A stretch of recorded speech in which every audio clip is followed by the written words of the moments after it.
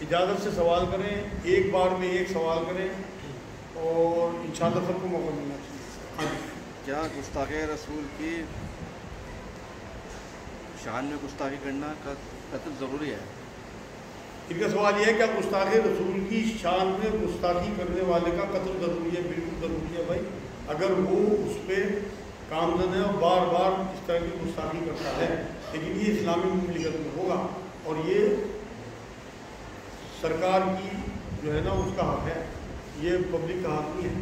اور اگر کوئی توبہ کر لے پلٹ جائے، دیکھو میں آپ کو بات بتاؤں، قرآن میں سورہ فرقان ہے، اس کی 68 سے 70 نمبر آیت پڑھنا، ہم 3 آیت، اس میں اللہ رب العزت نے 3 گناہ گنوائے کہ کوئی اگر شرک کرتا ہو، کسی نے اگر کسی کو ناحق قتل کر دیا ہو یا زنا کیا ہو، ان لوگوں نے یہ کہا کہ اگر یہ بھی توبہ کریں تو میں ان کے گناہوں کو بھی نیکیوں میں بدل دوں گا۔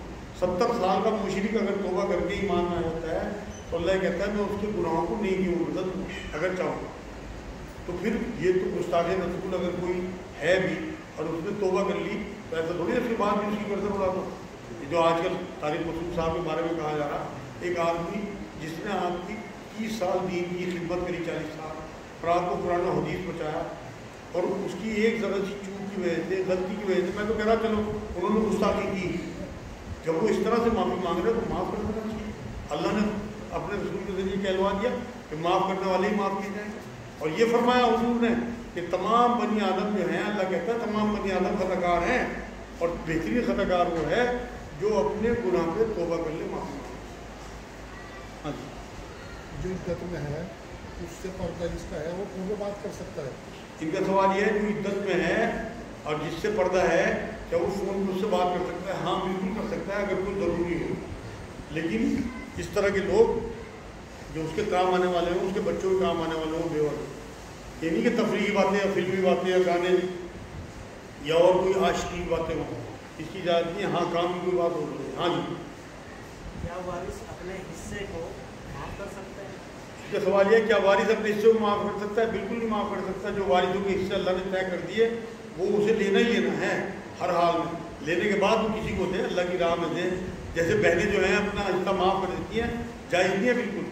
میرے نزدیک تو آپ کی جو پراپرٹی ہے وہ بکنی چاہیے اور اس کی رقم بہنوں تک پہنچانی چاہیے، اس کے بعد وہ دیکھیں کہ میرا بھائی ہم کی حالت میں ہے تو وہ اپنا حصہ جو ہے اپنے بھائی کو دے سکتی ہے۔ لیکن ماں جب آ جائے، میں دیکھوں جب 5 لاکھ روپے بہن کے آگے رکھے ہوں گے اور اس کا شوہر اور اس کا بیٹے وہاں موجود ہوں گے، وہ دینے دیتے اٹھائیں، معاف کرا لیں اپنی بہنوں سے، اللہ کے یہاں پکڑ ہوگی۔ اس طرح سے وارث اپنے جو اللہ نے طے کر دی ہے اجازت، وہ معاف نہیں کر سکتے، دھیان رکھنا بھائی۔ ہاں جی، ناپاکی کریں کپڑے پر ہو تو کیا وہ پاک ہے؟ بڑا اچھا سوال ہے۔ ان کا سوال یہ ہے اگر ناپاکی لگ گئی کپڑے پہ، ہم نے اسے اچھے سے دھو لیا، اس کے بعد بھی رنگ لگا رہ گیا تو کیا وہ پاک ہے؟ بالکل، رنگ سے کوئی فرق نہیں پڑتا، آپ کا کپڑا پاک ہو گیا، آپ نے جو اللہ اس کے رسول کی شریعت کے حساب سے اسے پاک کر لیا۔ ہاں جی، جی میرا سوال یہ ہے، جیسے کہ دنیا کے اندر کئی جگہ ایسا ہوا ہے کہ گستاخی رسول کو کسی شخص نے موقع پر مار دیا، کیا اس کے لیے گناہ ہے؟ ان کا سوال یہ ہے کہ کسی شخص کو گستاخی رسول کو کسی نے مار دیا عام آدمی نے، کیا اس کے لیے گناہ ہے؟ بھائی اسے قتل کی سزا میں پکڑا جائے گا، اور حضور نے فرمایا سب سے پہلے آخرت میں نمازوں کا حساب ہوگا اور سب اس کے بعد قتل کا حساب، مطلب ایک حقوق العباد میں ہے، ایک حقوق اللہ میں، اللہ کے حقوق میں نمازوں کا حساب ہونا اور اس کا بدل کا۔ اگر اس نے واقعی گستاخی کی اور وہ اس پہ وہ پکا ہے کہ ہاں میں تو نہیں مانتا، میں تو اس کی گردن جو بھی اڑائے گا اسے انشاءاللہ اجر ملے گا، لیکن اڑانی نہیں چاہیے۔ اگر وہاں اسلامی مملکت ہے وہ سزا دے گی اسے، اس طرح ناحق قتل ہو جائے گا، پکڑ آ جائے گی، تو اس لیے پبلک کو حق نہیں ہے کہ وہ اس کی گردن اڑا دے، بلکہ سرکار پہ اتنا دباؤ ڈالیں، اتنے لاکھ آدمی اکٹھے ہوں کہ وہ اسے پھانسی دیں۔ ہاں جی، ماں باپ بیوی سے خوش نہیں ہوتے، بہت اندیکھا کرتے ہیں، اب ہمارے حج پر جانے سے بھی خوش نہیں ہیں، کیا کریں، جائیں یا نہ جائیں؟ اچھا، ان کا سوال یہ ہے ماں باپ خوش نہیں ہوتے، کتنے اچھا کر لیں، اب حج پہ جا رہے ہیں تو اس سے بھی خوشی نہیں ہے تو اب کیا کریں، جائیں نہ جائیں؟ بالکل، یہ تو آپ کے اللہ کا حق ہے، حج جو ہے اس میں مخلوق کی کوئی آپ کو اطاعت نہیں کرنی، اور ماں باپ اس عمر میں ایسے ہی ہو جاتے ہیں میرے بھائی۔ اگر آپ کی بیوی واقعی فرما بردار اور خدمت کرنے والی ہے تو آپ اسے لے کے الگ ہو جاؤ، اپنے ماں باپ کا بھی خیال رکھو اور اس کا بھی خیال رکھو۔ وہ اپنے ماں باپ، بہن بھائی، خاندان چھوڑ کے آ گئی، اپنا سب کچھ ایک کلمے پہ آپ کے بستر پہ بیٹھ گئی، سب کچھ آپ کو سونپ دیا اپنا، تو اس کا حق ادا کرنا آپ کی ذمہ داری ہے۔ اگر آپ کے ماں باپ آپ کے سمجھانے کے باوجود بھی اس پر ظلم کر رہے ہیں تو آپ کو حق یہ ہے کہ آپ اسے برابر میں کوئی کرایہ کا مکان لے کے اس میں رکھیں اور اپنے ماں باپ کی خدمت آپ کریں۔ اس کے اوپر اللہ کی طرف سے کوئی خدمت کا فرض نہیں ہے آپ کے ماں باپ آپ کے اوپر ہے۔ آپ چاہے نوکر رکھیں، چاہے آپ خدمت کریں ان کی، لیکن آپ اگر اپنی بیوی پہ ظلم کراتے ہیں تو ظالموں میں آپ بھی پکڑے جائیں گے، آپ کے ماں باپ کو پکڑے جائیں گے۔ اور حج پہ آپ کو جانا ہے، چاہے وہ کتنا ہی منع کریں، کتنا ہی برا مانیں، ان کی پرواہ نہیں کریں۔ کیا اسلام بیوی کو تھپڑ مارنے کا اختیار دیتا ہے؟ کیا اسلام بیوی کو تھپڑ مارنے کا اختیار دیتا ہے؟ بالکل نہیں دیتا۔ ایک قرآن میں اللہ رب العزت نے سورہ نساء کی آیتوں میں بات کہی ہے کہ اگر تمہاری بیوی تمہاری نافرمانی کرے اور بدکاری کا مخالف ہو، اس سے پہلے بستر میں کرو، اس سے بوچھا کرو، اگر پھر بھی نہ مانے تو اس کی پٹائی کرو۔ وہاں صحابہ کرام بیٹھے جب یہ آیت آئی، جب پٹائی کا معاملہ ہے، انہوں نے پوچھ لیا حضور سے، حضور کس طرح کی پٹائی؟ تو حضور کے ہاتھ میں مسواک تھی کہ اس سے مارنا مطلب یہ ہے کہ مقصد کم بھی کرنا ہے، جانوروں کی طرح مارنا نہیں ہے۔ اور یہ بھی ہونا چہرے پہ نہ مارنا، تھپڑ مارنا تو حکم ہی ہے۔ آپ خود دیکھو جب آپ کے چہرے پہ تھپڑ پڑیں گے، آپ کو کیا لگے گی؟ آپ دوسرے کی بچی ہے جو اپنے باپ کی لاڈ کی تھی، کسی میں زندگی رکھتی تھی، اور آپ اسے چہرے پہ تھپڑ مار رہے ہیں، جان سکتی وہاں پر مجبور ہے، مگر اس کی آپ اللہ میں جا رہے ہیں، جا رہے آپ کی پکڑ ہوگی، یہ تھپڑ آپ کے پڑے وہاں، اور اللہ کا تھپڑ آپ کی سمجھتے کیا ہوتا ہے۔ میرا سوال یہ ہے کہ آپ نے بات گستاخی رسول کی جو سزا ہے، جو قتل ہے، یہ شریعت مطلب اسلامی ہو اس میں لاگو ہوگی، تو یہ غیر مسلمان کے اوپر لاگو ہوگی یا صرف مسلمان کے اوپر لاگو ہوگی؟ اور دوسرا سوال یہ طے کون کرے گا کہ گستاخی ہے نہیں ہے؟ کیونکہ عام جنتا عام پبلک کی نظر میں تو اللہ کے نبی کو ان پڑھ کہہ دینا کہ گستاخی ہے، یہ طے کون کرے گا کہ گستاخی ہے یا نہیں؟ بڑا اچھا سوال ہے، یہ بھی سوال ہے میرا بھائی۔ ان کا سوال دو ہے، ایک تو یہ کہ کیا یہ غیر مسلموں میں بھی ہوگا گستاخ رسول کی سزا، اور یہ کیسے طے ہوگا کہ گستاخ رسول ہے؟ بھائی میں نے یہ بات کہی کہ اسلامی مملکت ہونی چاہیے، اس میں ان کے مفتی ہوتے ہیں، وہ سارا معاملہ طے کرتے ہیں کہ یہ واقعی گستاخی ہے نہیں ہے، اور اس کی سزا یہ ہونی چاہیے نہیں ہونی چاہیے۔ اور غیر مسلم بھی ہوگا، اگر وہ اسلامی مملکت میں اللہ اس کے رسول کے خلاف یہ بات کرتا ہے تو بالکل اسی کے لیے بھی وہی سزا ہوگی، کیونکہ وہ دیت دے کے وہاں رہے گا نا۔ اسلامی مملکت میں آپ ٹیکس دے کے رہتے ہو، اگر آپ ایمان والے نہیں ہو تو آپ کو ان کے قانون فالو کرنے ہیں، اگر آپ ان کے قانون فالو نہیں کرتے تو سزائیں وہی ہوں گی آپ کے اوپر جو ان کی سزا طے کی ہوئی ہے۔ اس لیے اگر کوئی غیر مسلم ہے اسے بھی وہی سزا، اور مسلمان ہے تو اسے بھی وہی سزا۔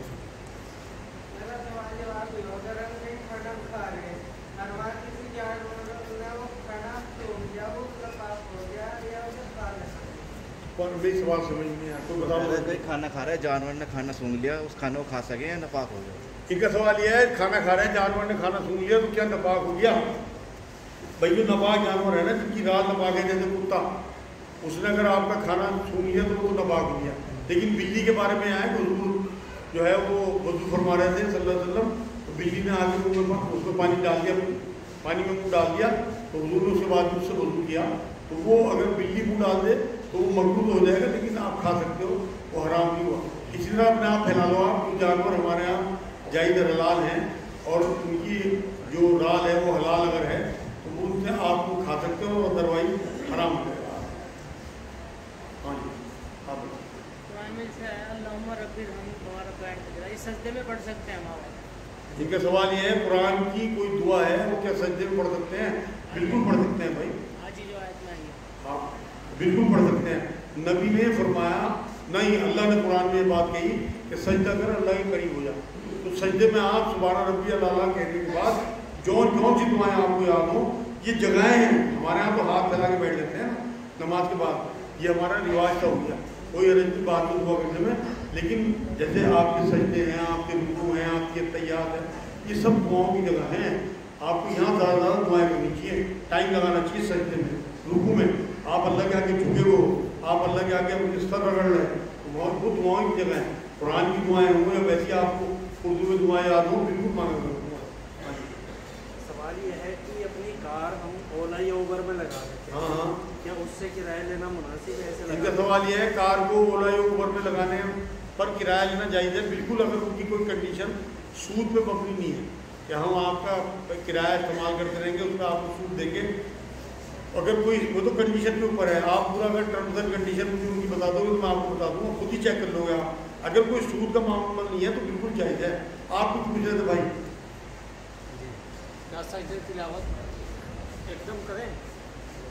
اچھا, کیسے کریں؟ ان کا سوال یہ ہے کہ سجدہ تلاوت ایک دم کریں. نہیں, کوئی ضروری نہیں ہے. آپ سجدہ تلاوت جو ہے قرآن پڑھ رہے ہیں, اگر آپ کو موقع ہے آپ فوراً سجدے میں جاؤ, سبحان ربی اللہ 3 دفعہ کہو, آپ کا سجدہ تلاوت ہو گیا. یا آپ اکٹھے کر لو, 14 سجدے اکٹھے کر لو, کوئی مسئلہ نہیں ہے. جی, جیسے بہن کا سوال ہے کہ رشتے آتے ہیں اور ہوتے نہیں ہیں, ایک بیٹی کا نکاح ہوا ہے, اس کی رخصتی نہیں ہو رہی, کوئی دعا بتا دیجیے. ان کا سوال یہ ہے رشتے آتے ہیں ٹکتے نہیں, اور ایک بہن کا جو ہے وہ نکاح ہوا ہے, رخصتی نہیں ہو پا رہی, کوئی دعا. میری بہن آپ کو میں ایسی دعا بتا رہا, سب لوگ سن لیں جن کے بھی کام اٹکے ہوں. 3 دن بدھ جمعرات جمعہ اثر کے بعد 3 بار درود شریف نماز والا, 300 بار کن فیکن کن فیکن, پھر 3 بار درود شریف نماز والا پڑھ کے پھر دعا کریں کہ اللہ تو کن فیکن میں سب کچھ کر سکتا ہے, ہمارا یہ کام کرا. رشتوں کے لیے ہو, رخصتی کے لیے ہو, کاروبار کے لیے ہو, اولاد کے لیے ہو, لڑکوں کے لیے ہو, قرض کے لیے ہو, سب میں یہ دعا کام کرے گا. بہت مؤثر دعا ہے کہ آپ مان رہے ہیں کہ اللہ کر سکتا ہے سب کچھ, اسے ہی بات 300 بات 300 بات ایک منٹ بھائی. ہاں, جیسا میں نے کیا نام ہے اپنی سنن نفی فطر پڑھتے ہیں, ان کے اندر رکوع سے کھڑے ہونے کے بعد ربنا لک الحمد کے بعد حمدن کثیرن طیبن مبارکن کی یہ دعا پڑھتے ہیں. وہ دونوں سجدوں کے درمیان بھی پڑھتے ہیں اللہم اغفر لی وارحمنی وعافنی واہدنی واہدنی. کیا یہ ہم ہے نا فرض میں امام کے پیچھے بھی پڑھ سکتے ہیں؟ بڑا اچھا سوال ہے ان کا. کہ جو دعائیں ہم رکوع میں اور سجدے میں دونوں سجدوں کے درمیان پڑھتے ہیں, کیا فرض نماز میں پڑھ سکتے ہیں؟ پڑھنی ہی چاہیے میرے بھائی. ہمارے امام حضرات کو اتنی ہمیں موقع دینا چاہیے کہ ہم یہ دعائیں پڑھ لیں. ہمارے یہاں تو کھٹا پٹ والی نمازیں ہیں نا, ہمارے یہاں مقتدیوں کتابیں ہیں. ہمارے امام کتابیں نہیں ہیں مقتدی. آپ کو تو حکم یہ ہے کہ آپ کو سورہ فاتحہ ہی پڑھنی چاہیے. امام صاحب کو اتنا وقفہ دینا چاہیے سورہ فاتحہ پڑھنے کے بعد 1 منٹ آپ کو دینا چاہیے کہ آپ اپنی سورہ فاتحہ پڑھ لیں. لیکن ہمارے یہاں تو کیونکہ معلومات ہی نہیں ہے, اور ہم نے اپنا تمام معاملہ جو ہے دوسروں پہ چھوڑ رکھا آخرت کا. گلہ نہیں چھوڑتے, گلے میں 1000 پڑے ہوں گے تو جیب میں چابی لے کے جاؤں گے, نوکر نہ نکال لے یا بچہ نہیں نکال لے, ہمارا آخرت دوسروں پہ چھوڑ رکھی. تو اس لیے بالکل جو بات آپ کہہ رہے ہیں آپ کو پڑھنی چاہیے. میں تو پڑھتا ہوں بھائی الحمدللہ, کھٹاپٹ پڑھتا ہوں, حالانکہ اتنا ٹائم نہیں ہوتا, لیکن پڑھنی چاہیے. فرض نمازوں میں پڑھنی چاہیے. آپ کچھ پوچھ رہے ہیں؟ آپ کو میلے کے اندر لے کے جا رہے ہیں, بچے جیت کرتے ہیں, کیا ان کو لے جانا چاہیے؟ ان کے سوال یہ ماں باپ اپنی بیٹیوں کو میلے میں لے کے جا رہے ہیں, کیا جائز ہے؟ ناجائز ہے بھائی. پچھلے ہفتے سوال آ چکا تھا, میں نے تفصیل سے جواب دے دیا تھا, آپ نیٹ پہ دیکھ لو گے. بتاؤ بھائی, ادھر سے کوئی سوال تھا. جی,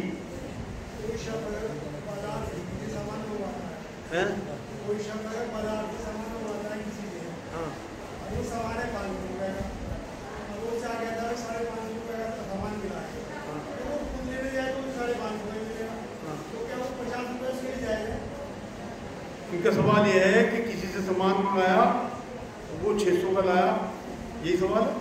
نہیں, ان کا سوال ہے کہ جو جس نے سامان منگوایا وہ اس کو سامان وہاں سے اتنے کا ہی ملے گا, اور میں 50 روپے کم لایا ہوں, اور میں اس کو آ کر کے وہ 50 روپے زیادہ ہی بتا رہا ہوں, لیکن مجھے ملا ہے 600. اچھا, ان کا سوال یہ ہے کہ کسی کو سامان کم ملا, اس نے بتا کے بھیجا 600 کا ملا تھا لیکن 550 کا ملا, تو کیا وہ 50 روپے رکھنا اس کے لیے جائز ہے؟ بالکل حرام ہے میرے بھائی. ہاں, اسے بتا دے کہ بھائی آپ نے 600 بتایا تھا, میں نے مول بھاؤ کرا 2-4 جگہ, مجھے 550 مل گیا, اگر آپ کی جان میں 50 روپے میں رکھوں, کیا جگہ وہ رکھ, وہ آپ کے لیے جائز ہو گیا. حضرت علی رضی اللہ تعالیٰ عنہ ایک بار اپنے پڑوسی کی حالت دیکھ کے, ایک بہت بڑا پتیلا تھا, اسے لے کے چلے کہ میں اسے بازار میں بیچ کے اس کے لیے اناج کا, راشن کا, اس کے بچوں کے لیے انتظام کروں گا. مسجد بیچ میں بڑی نماز پڑھنے چکے, پتیلا باہر رکھ دیا مسجد کے, اور جب سلام پھیر کے اٹھے اور پتیلا لے کے جانے کے لیے باہر نکلے تو دیکھا وہ آدمی چوری کر کے وہ پتیلا لے کے جا رہا تھا. تو اس نے اس کو جو اسی کا مال تھا اسی کے لیے نیت کی تھی, اس نے حرام کر لیا. تو ایک چیز کو حرام کرنا حلال کرنا یہی دیکھے گا اللہ میاں. قرآن کی جگہ جگہ کہا کہ میں دیکھوں گا تم نے کیا آگے رکھا کیا پیچھے چھوڑا, یہی چیزیں ہیں. ہاں جی, کیا چھپکلی کو مارنا ثواب ہے؟ لوگ ڈھونڈ ڈھونڈ کر مارتے ہیں. ہاں, یہ سوال پہلے بھی آیا تھا بھائی, اس کی میں وضاحت کر دوں. چھپکلی کو مارنے کا حکم نبی اکرم صلی اللہ علیہ وسلم نے دیا, اور وضاحت بھی فرمائی, کیونکہ اس نے پھونکے ماری تھی اس آگ میں بڑھانے کے لیے جب ابراہیم السلام کو ڈالا گیا تھا. تو چھپکلی کو مارنا واقعی ثواب ہے, لیکن اپنے گھروں میں ایسا نہ ہو آپ یہ نکل کے پورے شہر کی مار میں نکل جائے، وہ ثواب نہیں ہوگا. وہ اللہ کی مخلوق ہے، جس کے گھر میں اگر وہ آئی اگر اسے مار دیتا ہے تو وہ واقعی ثواب کا مستحق ہوگا. لیکن ایسا نہیں ہے کہ آپ ساری چھپن کی دنیا کی نمٹا رہے ہیں. کیا سنتیں چھوڑنا گناہ ہے؟ ان کا سوال ہے کیا سنتیں چھوڑنا گناہ ہے؟ بھائی اگر آپ انہیں حقیر سمجھ رہے ہیں اور جان بوجھ کے اس لیے چھوڑ رہے ہیں کہ میں تو ان کی ویلیو نہیں سمجھتا، واقعی گناہ ہے. لیکن اگر کوئی چھوڑ دیتا ہے سنتیں کوئی گناہ نہیں. میں آپ کو دھیان دلاؤں اصل میں ہمارا بہت زیادہ شدت ہے، جن چیزوں پہ ہونی چاہیے ان پہ ہے نہیں. فردوں پہ شدت نہیں ہے، فجر سارے نکال لیں، سنت موقعہ طے نفل طے اپنی زکاتیں پوری کریں گے. انہیں کسی نے چھوڑ دی تو اسے تو کہیں گے تو گناہ گار. سنت موقعہ کسے کہتے ہیں؟ جو نبی نے مسلسل کیا ہو یا کرنے کا حکم دیا ہو. نبی نے 3 روزے 13, 14, 15 مستقل رکھے. نبی نے ہمیشہ پیر اور جمعرات کا روزہ رکھا. سنا ہوگا آپ لوگوں نے؟ اسی کو سنت موقعہ کہتے ہیں کیونکہ اس میں جان جاوے روزہ رکھنا پڑے. جو دکھ رہی مسجد میں پڑھتے ہوئے کہ لوگ دیکھ رہے ہیں کہ ہاں سنت پڑھ رہا ہے، اسے کہو کہ یہ سنت موقعہ ہے. نبی نے کبھی زکات نہیں دی، اتنا مال ہی نہیں ہونے دیا. تو سنت موقعہ کیا ہوا؟ اتنا مال ہی نہ رکھو اپنی ضرورت سے زیادہ، سب بانٹ دو. اسے کوئی سنت موقعہ نہیں کہتا. اسے کہیں گے داڑھی کو سنت موقعہ، ٹوپی کو، نمازوں میں جو سنت ہے کہ وہ دوسروں کو دکھ رہی نا، بڑا پاٹے خاں ہے 20 سنتیں پڑھ دی، 20 نفل پڑھ دی.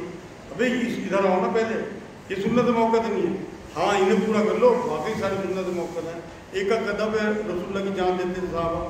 لیکن اگر ہم حقیق سمجھ کے کہ سنت کو چھوڑ ہے تو واقعی ہماری پکڑا جائے گی. ویسے اگر کوئی چھوڑ دیتا ہے کوئی گناہ نہیں ملے گا. ہاں جی بتاؤ. ایک ہاں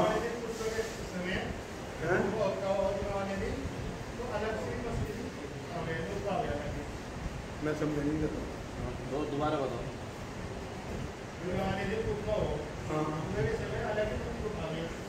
ہاں ان کا سوال یہ ہے خطبے میں لطف آتا ہے جمعے کے دن، بہت بڑھیا، کیا بات ہے بھائی. اللہ رسول کا نام لیا جا رہا ہے اور آپ توجہ سے سن رہے ہوتے. حضور نے منع کیا کہ اس کے بیچ میں بولنا نہیں ہے، تو لطف تو آئے گا ہی. اللہ رسول کی بات میں کتنا لطف آتا ہے. آپ یہاں جو آ رہے ہیں قرآن کا درس سن رہے ہیں، حدیثیں سن رہے ہیں، آپ کی دل کی کیفیت بہت دیر تک ایسی رہتی ہے. تو پھر ہم جا کے گناہوں میں ملوث ہو جا، بھول بھال جا. جبھی تو میں کہتا ہوں سارے کام چھوڑ کے اللہ رسول کی محفل اٹینڈ کیا کرو. یہاں ہو یا کہیں بھی قرآن کا درس ہو رہا ہو ضرور جایا کرو. اپنے ہفتے کا 1-2 گھنٹہ ضرور اس کام میں لگاؤ. کم سے کم جھنجھوڑ سے تو رہو اپنے آپ کو کر دے کہ ہم کیا ہیں، ہم کیوں آئے تھے، ہمیں اللہ کیا کہ جانا، حساب دینا، اکاؤنٹ ہمارا وہاں کھلے گا. تو اس لیے ضرور محفلیں جو ہے اٹینڈ کیا کرو. جمعے کے خطبے بھی سنا کرو. اور یہ تو خطبے ابھی عربی میں ہیں، اگر یہ خطبے اردو میں ہونے لگے تو آپ کو اور زیادہ لطف آئے. آپ کی اپنی زبان میں آپ کو زیادہ مزہ آئے گا. آپ پوچھ رہے تھے بھائی. بہن میرے پاس رہتی تھی، ہاں پیسے جمع کراتی تھی. میں نے اس کی اجازت سے اپنی بیٹی کی شادی کری. بیٹی کی شادی کے بعد وہ میری بہن فوت ہو گئی. تو ویسے میں وہ پیسہ اس کا معاملہ کیا رہے گا؟ ان کا سوال یہ بہن نے پیسے جمع کرائے، اس کی اجازت سے انہوں نے خرچ کر دیے، اب وہ فوت ہو گئی تو وہ کیا کریں؟ بھائی وہ پیسوں کا انتظام کر کے ان کے جو ہسبینڈ ہیں یا اس کے بچے ہیں انہیں جا کے بتا دو کہ میری بہن کے میرے پاس 60,000 تھے، وہ میں نے اس کی اجازت سے استعمال کر لیے تھے اور میں بہت جلدی آپ کے دوں گا. وہ آپ کا حق ہے. اگر وہ کہیں بھائی چھوڑو ہم نے تو معاف کرا تو ان سے معاف، اگر انہوں نے معاف کر دیا بہت بہتر. اگر آپ کے پاس نہیں تو اکٹھے کر کے انہیں دے دو. وہ چاہے آپ کو واپس کریں یا جو پھر دوبارہ سے آپ کو دے دو، ان کی مرضی ہے. لیکن آپ کا حق یہ ہے کہ آپ کو قرض اپنا اتارو. کیا دل میں کسی کی برائی آنا بدگمانی ہے؟ ان کا سوال یہ ہے کیا دل میں کسی کی برائی آنا بدگمانی ہے؟ نہیں، یہ بدگمانی نہیں ہے، یہ تو آتی رہتی ہے برائی.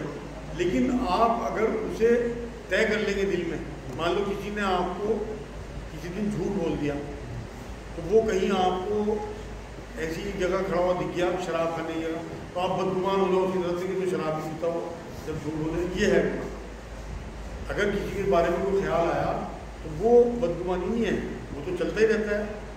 لیکن آپ نے اس سے اپنے دل میں بسانا نہیں ہے اس خیال میں. ہاں اگر کوئی جھوٹ بولتا ہے آپ کے ساتھ اس نے دھوکہ کیا تو اسے دیکھ کے آپ کو خیال آیا یار تو پھر جھوٹ بولے گا، جھوٹ بول، یہ جائز ہے کیونکہ اس نے آپ کے ساتھ کر لیا ہے کام.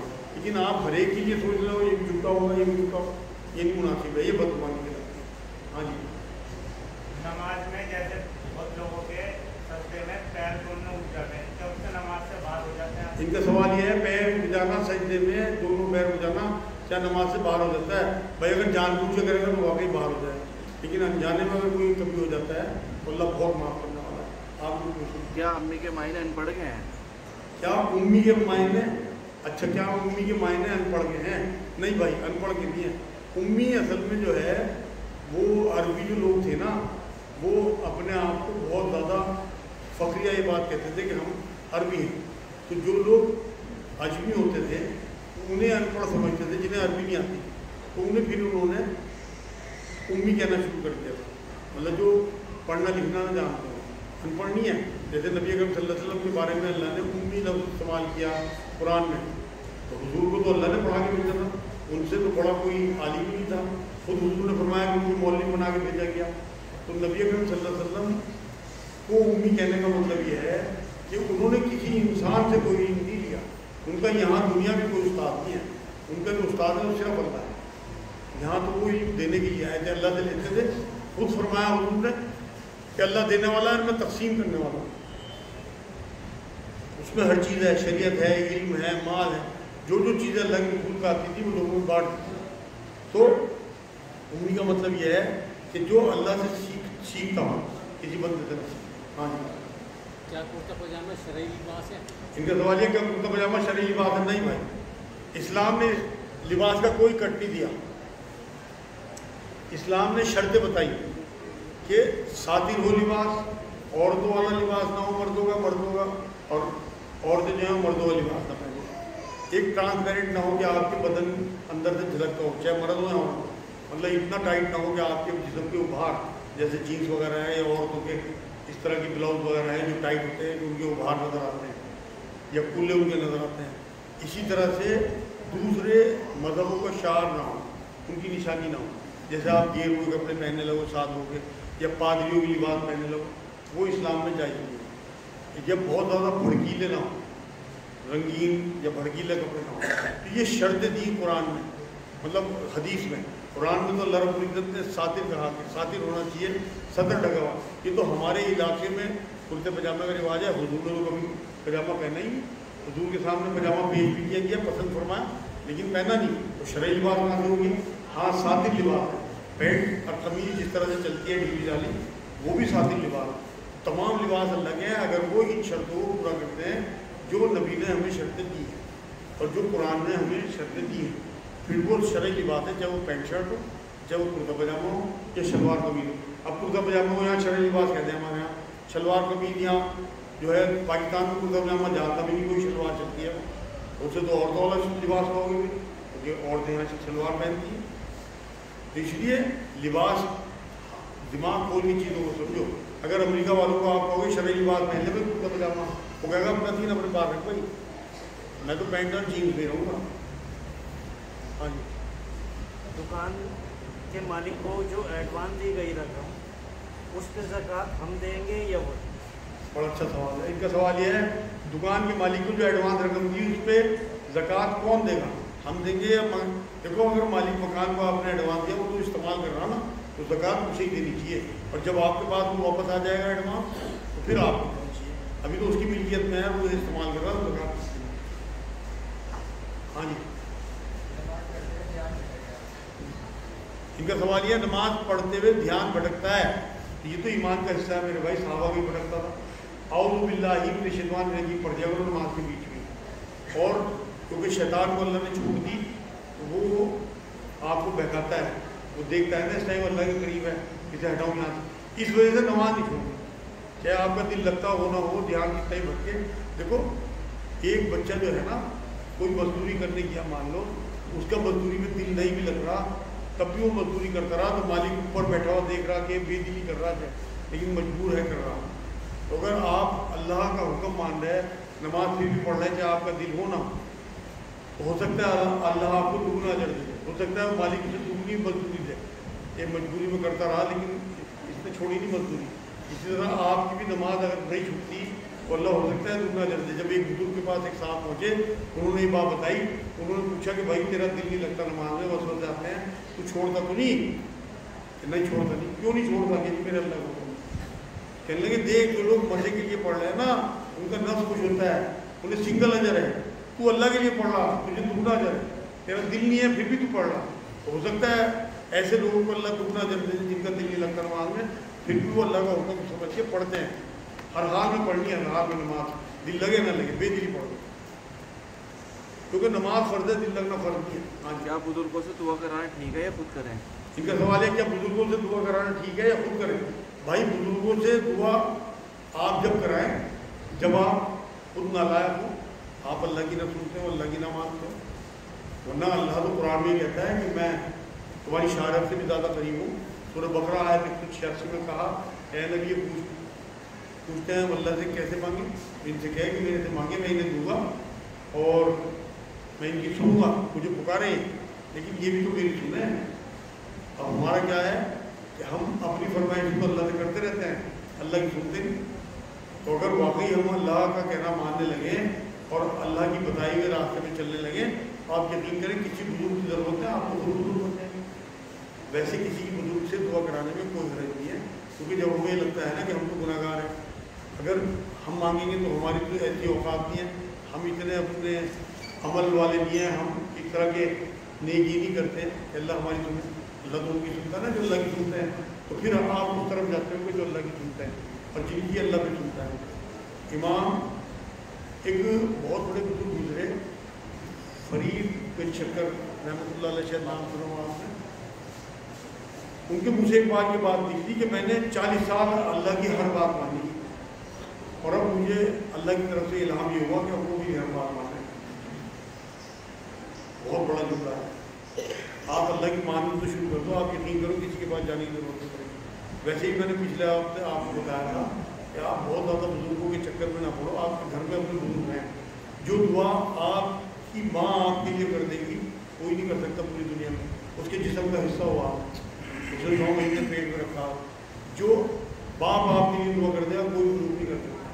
اس کا پسینہ آپ کی رگوں میں ہے, اس کے ہاتھوں میں ٹھنڈے پڑ گئی آپ کے لیے مزدوری کرتے کرتے.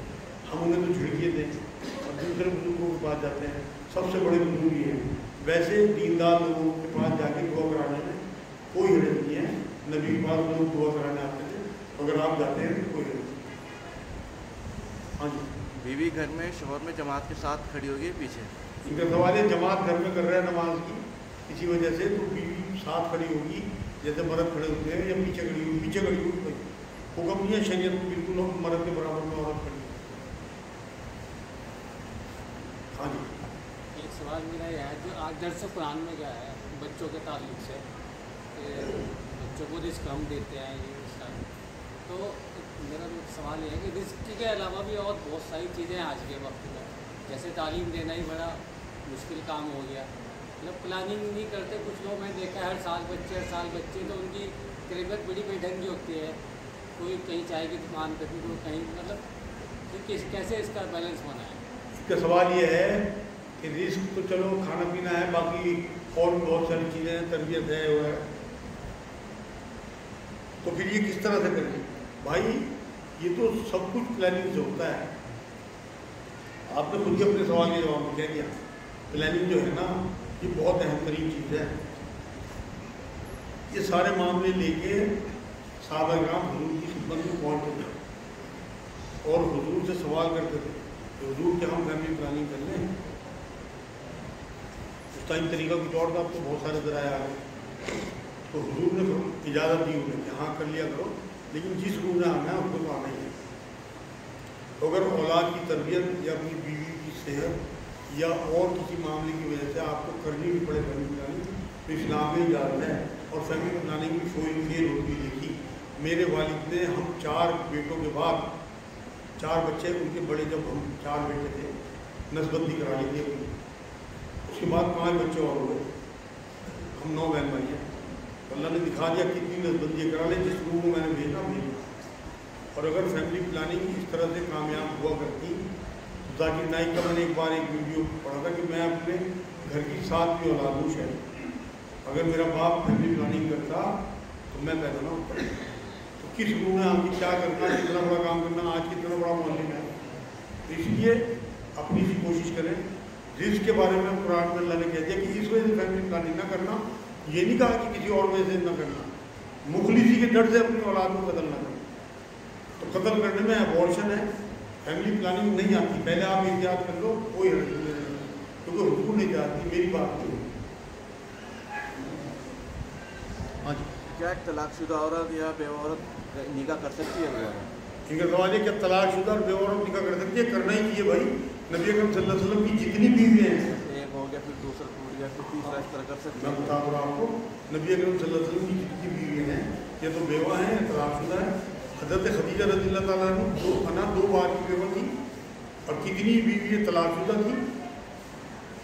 صرف ایک بیوی بیماری تھی، باقی سب شادی شدہ ہے، طلاق شدہ اور یہ بیوہ. اس لیے بالکل کرنی ہی چاہیے، 2 بار کی ہو 3 بار کی ہو، خود کھڑے ہو گئے. اور اگر کسی کے والد جو ہیں وہ زندہ ہوں اور والدہ مر جائیں تو بچوں کو چاہیے اپنے والد کی شادی کرا دیں. آج ہی میرے پاس کیسا ہے، بڑے پڑھے لکھے لوگ تھے، ان کی میں نے انہیں تو باہر بھیج دیا، ان کے بچوں کو اندر بلا کے انہوں نے کہا اپنے والد کی شادی کراؤ. کتے پوتی والے ہیں. میں نے اس ٹائم سیکس کا معاملہ نہیں ہوتا، لیکن اس ٹائم پارٹنر چاہیے ہوتا ہے. بہت ساری چیزیں ایسی ہیں وہ اپنی بیٹیوں سے اپنی بہووں سے شیئر نہیں کر سکتا. بالکل اچھی عورت دیکھ کے مردوں کو بھی نکاح کرنا چاہیے. اور اگر عورتیں بیوہ ہو جائیں، چاہے اگر آپ اس قابل ہیں 15-17 سال کے، آپ اپنی ماں کی بھی شادی کرا سکتے ہو. آپ یقین کرو میری ماں بہت کم عمر میں بیوہ ہو گئی تھی. اس ٹائم میں نے بہت کوشش کری کہ میں اس کی شادی کرا دوں، مگر وہ تیار تھی کیونکہ 9 بچے تھے چھوٹے. لیکن یہ حق ہے، اتنی کم عمر میں بیوی اور اتنی لمبے پیریڈ تک کھیلنا آسان نہیں ہوتا. آپ خود سوچ کے دیکھو، تنہائی جو ہے نا وہ آدمی کو کفر تک ہو جاتی ہے. ہاں جی. سورہ اخلاص 3 بار پڑھنے سے مکمل قرآن کا ثواب ملے گا، اور مکمل قرآن پڑھنے میں بہت زیادہ ٹائم لگے تو یہ ان کا سوال یہ ہے سورہ اخلاص جو ہے وہ 3 بار پڑھنے تو پورے مکمل قرآن کا ثواب ہے. اب پورا قرآن پڑھنے میں ٹائم لگتا ہے، ہم شارٹ کٹ اپنا لیں بھائی، کبھی کبھی اپنا لیا کرو. مگر قرآن کا جو حق ہے وہ تو بار بار تلاوت کا حکم دیتا ہے، غور و فکر کا حکم دیتا ہے. اس پہ عمل کیسے کرو گے؟ صرف سورہ اخلاص جو 3 بار پڑھے روز اور ایک قرآن کا ثواب لے کے چلتا بنے تو ہدایت کیسے پائے گا؟ ہدی للناس کہا قرآن کو اللہ نے، وہ تو ہدایت کی کتاب ہے. ہدایت تو جب لوگے نا جب اس سے پڑھو گے. یہ تو ایک ترغیب دلانے کے لیے رسول اللہ نے فرمایا. تو کبھی کبھی 3 دفعہ پڑھ کے پورے قرآن کا ثواب لے لو اللہ سے. لیکن ویسے قرآن تو آپ کو اپنی ہدایت کے لیے، اپنی آخرت کے لیے پڑھنا ہی پڑے گا. تبھی اس سے فیصلے کرو گے، تبھی اس کی تبلیغ کرو گے، تبھی اسے لوگوں کو پہنچاؤ گے، تبھی اپنی زندگی میں اتارو گے، تبھی اس کا حق بتاؤ گے. ہاں جی. عورت کی آواز نہیں پڑتا ہے. ان کا سوال ہے کہ عورت کی آواز کا ہی پڑتا ہے. بالکل بھائی، دیکھو قرآن میں اللہ نے کہا کہ جب تم اب جو امت کی مائیں ہیں نا، حضور کی ازواج مطہرات، ان کے بارے میں قرآن یہ کہتا ہے کہ جب تم مردوں سے بات کرو تو اپنا لہجہ سخت رکھنا، تاکہ کسی کے دل میں کوئی شبہ پیدا نہ ہو جائے تمہاری طرف سے. اس کا مفہوم آیا تھا. تو پھر ہر حال میں عورت کی اس کا پردہ ہے آواز کا. لیکن ایسا پردہ نہیں ہے کہ آپ بازار میں جا رہے ہیں یا آپ کسی کام سے ہیں یا فون پہ آپ نے بات کرنی. بس یہ ہے کہ آپ کا لہجہ جو ہے وہ سخت ہونا چاہیے، الفاظ سخت نہ ہو، لہجہ سخت ہو. تو اس لیے ویسا پردہ نہیں ہے، بلکہ الٹی سیدھی طریقے سے نرم لہجے میں بات کرنا، جس سے کہ دوسرے کے دل میں، کیونکہ عورت کی ہر ادا میں اللہ نے مرد کے لیے اٹریکشن رکھا. کوئی آواز بھی آپ کی فضا ہو گیا اور خدا نہ خاصہ کوئی شر پھیل گیا، آپ کی آخرت نہ ہو سکتی. اس لیے احتیاط نہیں، کم سے کم بات کریں. ہاں جی. ہم نے نا مکان دے کے کرائے پہ دے رکھا اور نا اسے بیچنے کی نیت نہیں ہے، کیا اس پہ زکوٰۃ فرض ہے؟ ان کا سوال یہ ہے کرائے کے مکان پہ کیا زکوٰۃ فرض ہے؟ بالکل فرض نہیں ہے، اس کے کرائے پہ ہوگی زکوٰۃ. آپ بتاؤ.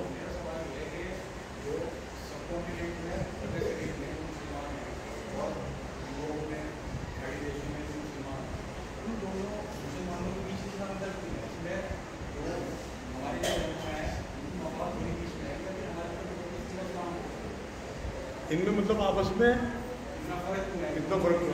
بھائی یہ آخری سوال ہے، دیر ہو گئی، اس کے بعد انشاءاللہ تعالیٰ دعا کرائیں گے. ان کا سوال یہ ہے کہ بر صغیر کے مسلمان یا جو اور دیگر عرب ممالک کے مسلمان ہیں، ان کے عمل میں، ان کے عقیدوں میں، ان کے حالات میں اتنا فرق کیوں ہے؟ کیا ہمارے علماء دین کا مفاد ہے؟ آپ نے خود ہی سوال کر کے خود ہی جواب دیا. واقعی اس میں ہمارے علماء دین کا ہی مفاد ہے. اپنی گدی، اپنا اقتدار، اپنی چوکی، یہ چیزیں ہر ایک کو دین پہنچنے نہیں دیتے صحیح طرح سے. اور ہم چاہتے بھی نہیں کہ ہم دین سیکھیں. میں نے مثال دی تو آپ کو، ہم نے دوسروں کے کندھے پہ اپنا معاملہ چھوڑ رکھا. تو اس لیے خود دین پڑھو، آپ کسی کے چکر میں نہ پڑھو. ہم کیوں بلیم کریں؟ ہم کیوں مولوی پروفیشن کو آگے بڑھنے دیں؟ हम अपने बाप का जनाजा खुद क्यों ना पढ़ाएं, हम अपनी बेटी का निकाह खुद क्यों ना पढ़ाएं, हम अपने घर में खुद कुरान खानी क्यों ना कराएं, क्यों हम मौलवियों को बुला के कुरान खानी कराएं। आपने खुद मामला ख़राब करा अपने आखिरत का, इसलिए अब भी वक्त है, सुधर जाओ। आप दीन को दो चार की तरह समझो और अपने आप अप्लाई करो। कहीं अगर आप अटकते हो फिर अपना इन लोगों से बात करो और समझो जो आपके दिल के ज़्यादा करीब आपके कोई आलिम हो, बिल्कुल इंशाअल्लाह ताला अल्लाह आपकी रहनुमाई करे। अगले हफ्ते भी इंशाअल्लाह नमाज 8 बजे होगी। वमा अलैना इल्ला अल्लाहुम्मा सल्ली अला सय्यिदना मुहम्मद व अला आलि सय्यिदना मुहम्मद।